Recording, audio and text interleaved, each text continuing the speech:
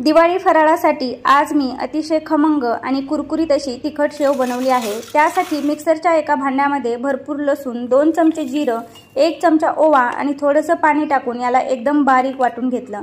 आता हे वाटण गाळणीतून आपल्याला गाळून घ्यायचं आहे आणि वाटणाचं हे पाणी जरा वेळ मी साइडला ठेवते। आता एका मोठ्या परातीमध्ये 4 कप बेसन पीठ, अर्धा कप तांदळाचं पीठ घ्यायचं, 3 मोठे चमचे तेलाचं कडकडीत मोहन आपल्याला पिठामध्ये टाकून याला व्यवस्थित मिक्स करायचं आहे आणि लगेच यामध्ये थोडंसं हिंग, हळदी पावडर, लाल तिखट आणि चवीनुसार मीठ टाकून याला आपल्याला सुरुवातीला जे वाटण तयार केलं होतं त्यानं मळून घ्यायचं आहे। गरज पडली तर तुम्ही नॉर्मल पाणी सुद्धा वापरू शकता।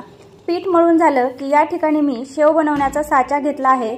याला तेल लावायचं आणि यामध्ये मळलेलं पीठ भरून लगेच आपल्याला तेलामध्ये शेव सोडून घ्यायची आहे। आता शेव दोन्ही पण साइडनं छान ब्राऊन कलर येईपर्यंत आपल्याला तळून घ्यायची आहे।